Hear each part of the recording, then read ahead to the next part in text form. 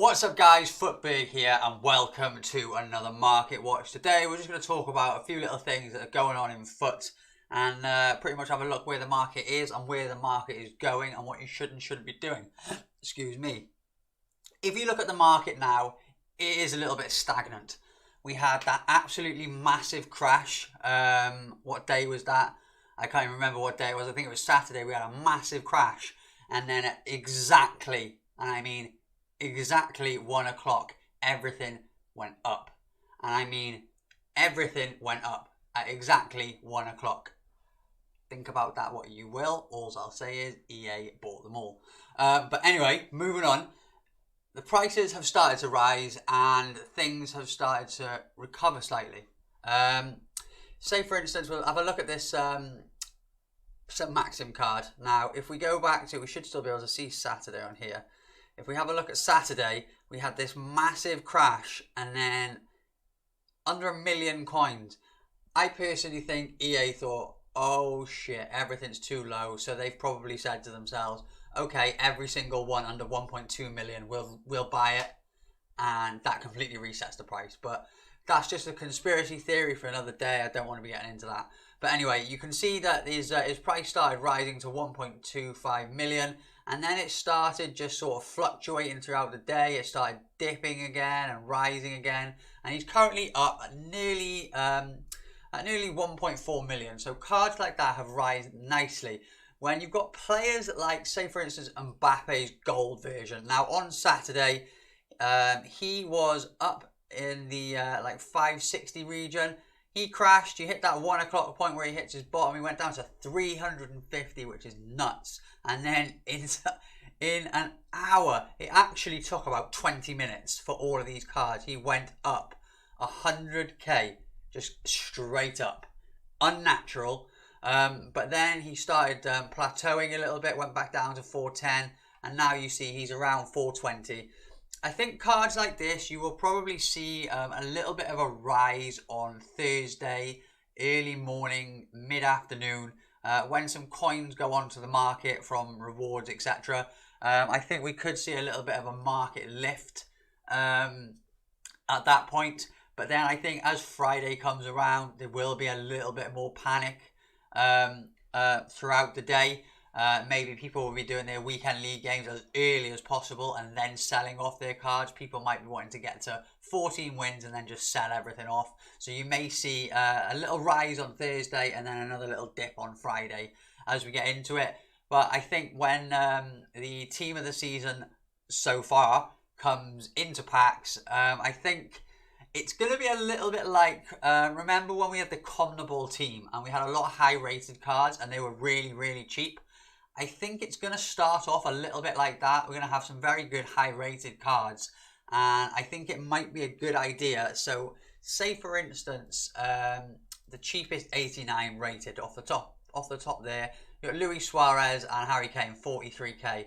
If an 89 rated team of the season from the most consistent comes out and they're coming in like stupidly low, below 40k, I'd just pick one up because they will start to get used in SBC solutions. And then the price, excuse me, when they start to dwindle and go out of packs, the price will naturally sort of increase. But there we go. That is what I want to talk about in terms of the market. Now, it seems at the moment, since team of the season so far has been announced, there's been a lot of little SBCs that are coming in. You look at them and you think, okay, that's a good price. 120, 130, 150, 200k. You're like, okay, it's a good player, it's a good price. Just don't do them.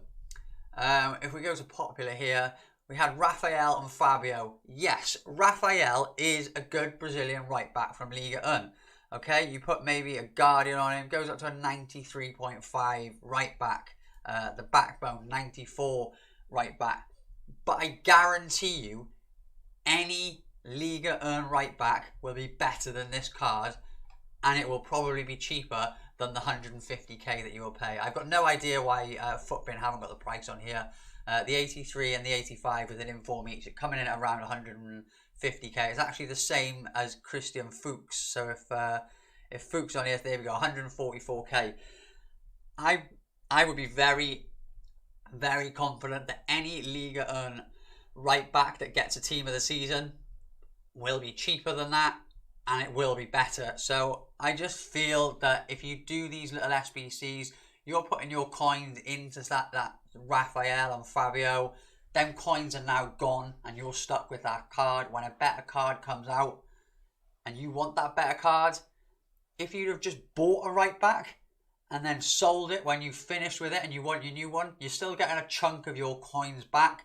Whereas if you put them into an SBC, you're stuck with an untradeable, and then you've only got that 187 to say put into an SBC, and that 87. So if you were to do that Raphael for 150k, that Raphael is actually only worth to you 25k, because it is worth the cheapest 87 on the market.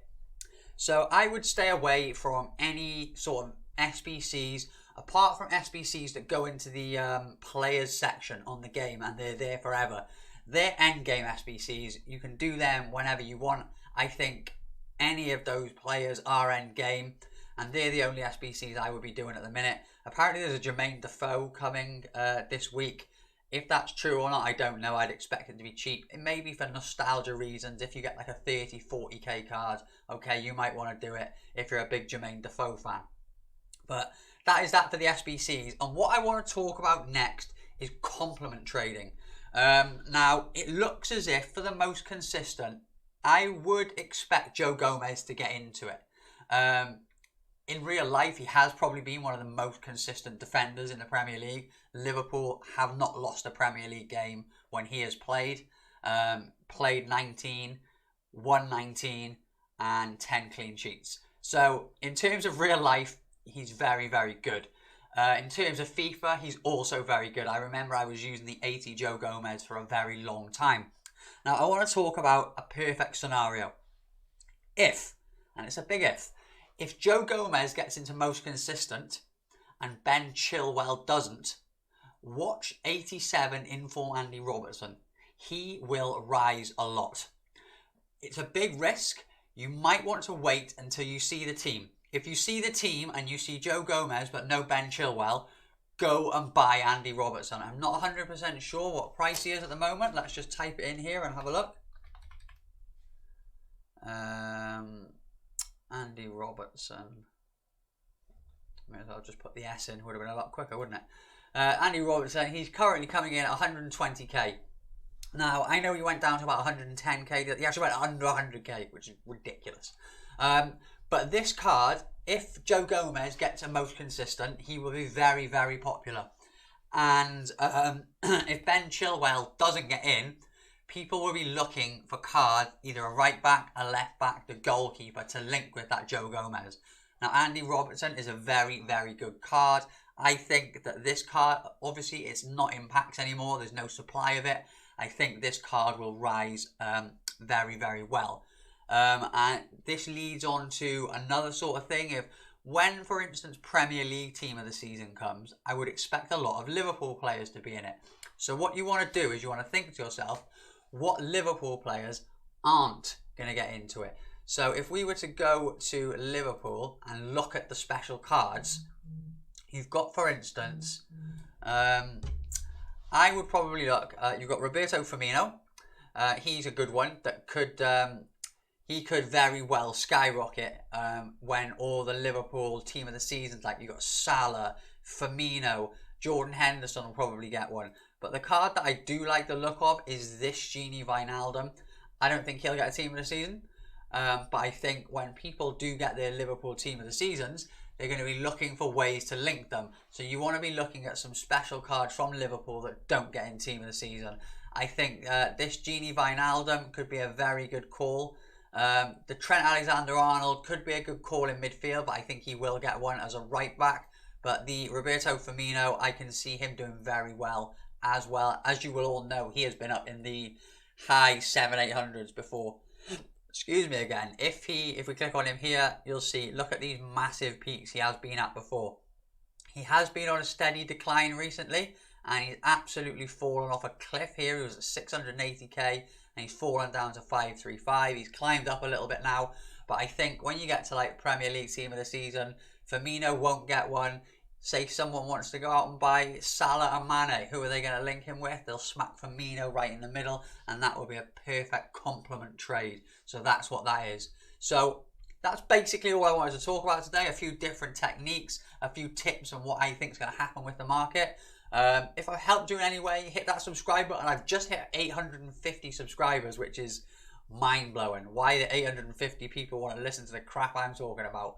But I want to hit that 1,000 subs. My target was by the 1st of June. So if you can hit that sub button, I know 75% of you people aren't hitting it.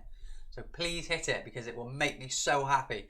But apart from that, I hope this has helped and I'll see you in the next one. Peace.